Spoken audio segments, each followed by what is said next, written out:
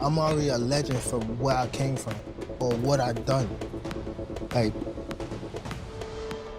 I done been through mad stuff, like sleeping on floors, crack house, all that type stuff. Like, I've been through all that.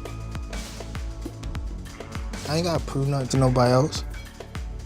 That's why I don't never get too hyped about the win after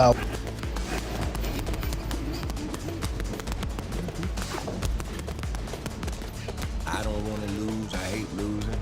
I know Tank hate losing. But damn sure don't want to lose. So it's gonna make for a good fight.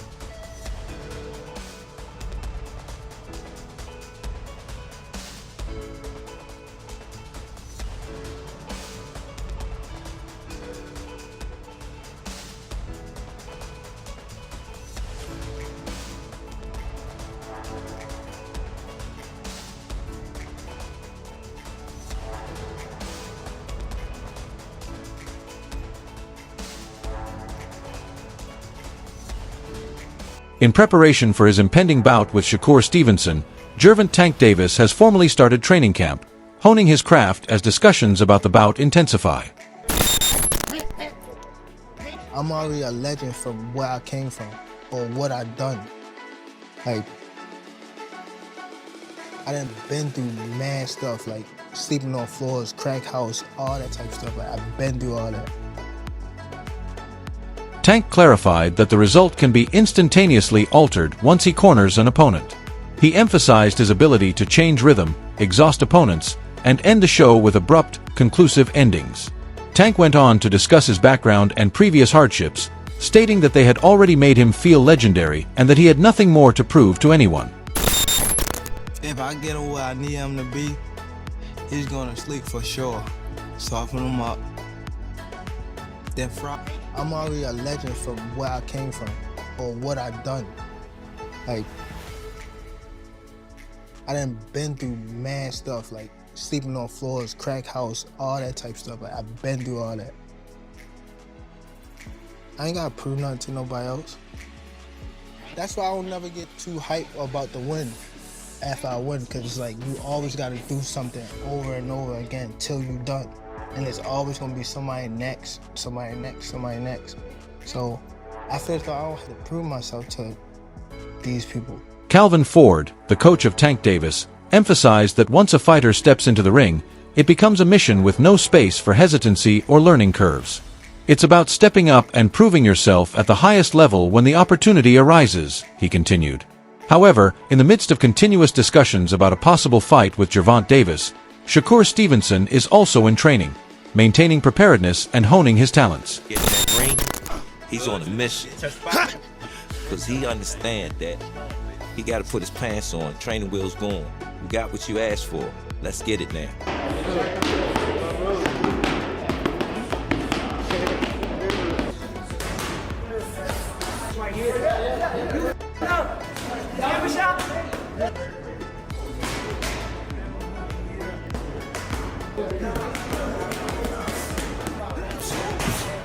Shakur Stevenson keeps up his training in camp, honing his timing, defense, and conditioning while maintaining focus as talks about significant upcoming fights intensify.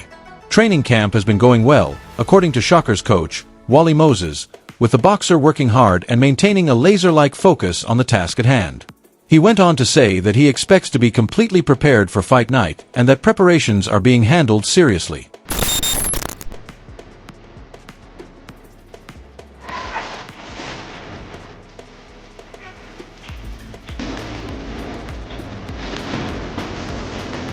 Our camp is going great, looking at the anticipation of the things that's coming forward. We're not looking past anybody, but, he's been working very hard, and he's been in the gym a very good amount of time, and, I think he's taking this fight just as serious as he would take any other fight, if not more. So I know for sure that I could say he's going to be ready. Terrence Crawford, on the other hand, praised Shakur Stevenson's exceptional boxing abilities, intelligence, and fight control, calling him a piece of art.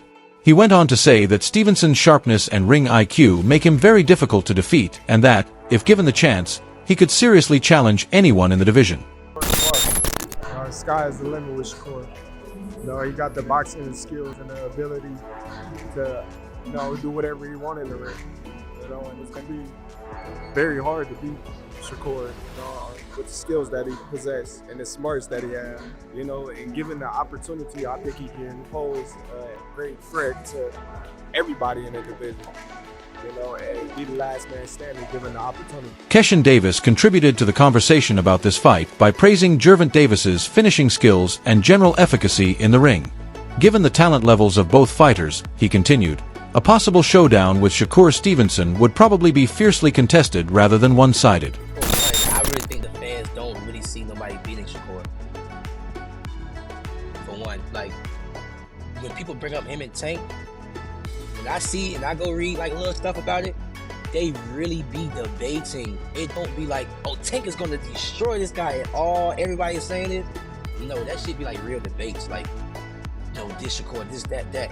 And then not only that, now you see Shakur moving up in weight, he's filling out, he's dropping this dude. Like, he went crazy that last fight. That last fight was like kind of crazy. Additionally, Keshin made a cautious prediction about a possible matchup between Shakur Stevenson and Gervonta Davis, speculating that Stevenson would have an advantage due to his technical mastery and defensive acumen. Although he marginally prefers Stevenson to win on the scorecards, he still anticipates a close, hard fight. Gervonta Davis, on the other hand, is a very dangerous presence in the sport, according to Joe Rogan, who noted that his explosiveness and fight-ending skills make him a major threat to any elite opponent. Even the top competitors in the category face a formidable stylistic struggle from Davis, he continued. I think Shakur got better skill, and of course he's just better defensively. Like, I'm always going with the better skill, the better defensive fighter. Tank's skill is phenomenal, but I just feel like he's offense first. I feel like offense first, or I feel like Tank is the type of fighter where he'll be offensive first, but he's very patient, and then just try to catch you slip.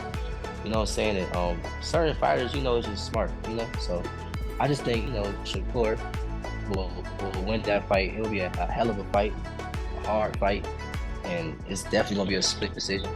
Well, I got Shakur. Sets traps, and he's got ridiculous one-punch knockout power too. He's just such an interesting fighter because his style is so different from everybody else. He's so conservative in the early rounds, throws so few punches, and he lets you work. He lets you work, and you're backing up, and you're always afraid of that power, and he's just moving in, trying to find that opening where he just gets in. Gary Russell Jr. described the fight as an exciting clash of styles filled with action and momentum swings, saying fans find it compelling because of the fighters' stylistic differences. Furthermore, Russell Jr. described Shakur Stevenson as a methodical, extremely technical fighter who depends on deft shot selection, footwork, and defense.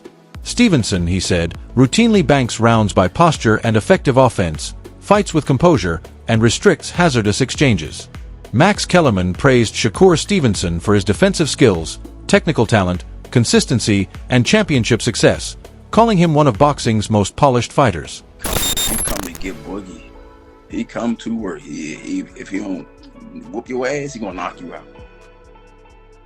Same with me. If I'm gonna whoop your ass, or you going out of here. Clean up time.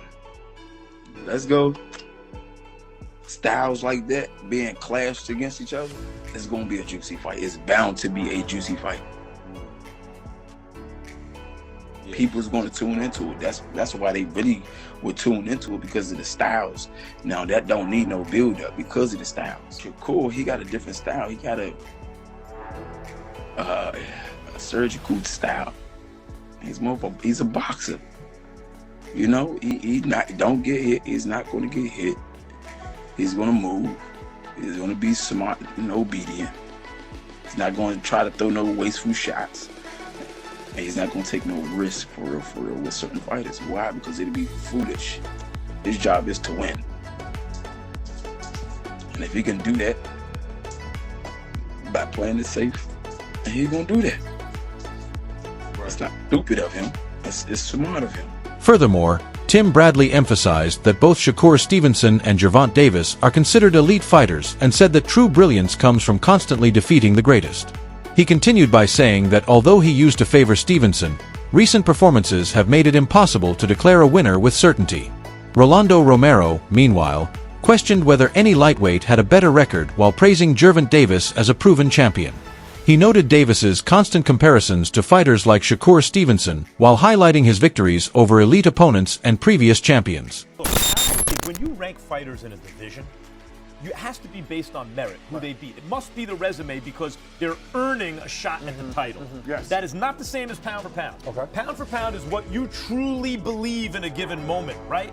So, yes, you should have some evidence. It can't just be a hunch. Right. But once you have the evidence you think you need, like, for example, that fight, Come on, man. it is legitimate for someone to say that they believe that Shakur is the best pound for pound fighter in the world. When I listen to what you say, Shady, what I'm hearing is, look, underneath, I really think Shakur is number one, but because I gotta give credit to Usyk for what he's doing in a bigger division. To be the best, you gotta beat the best. Gervonta Davis including himself, he believes he's the best 135 pounder out there. But you got other guys that think they the best. So now you gotta fight. I was heavy on Shakur at one point, but then his last couple of performances kind of throw me off a bit. There's certain things that I see that he does inside the ring that where Tank can take advantage of him.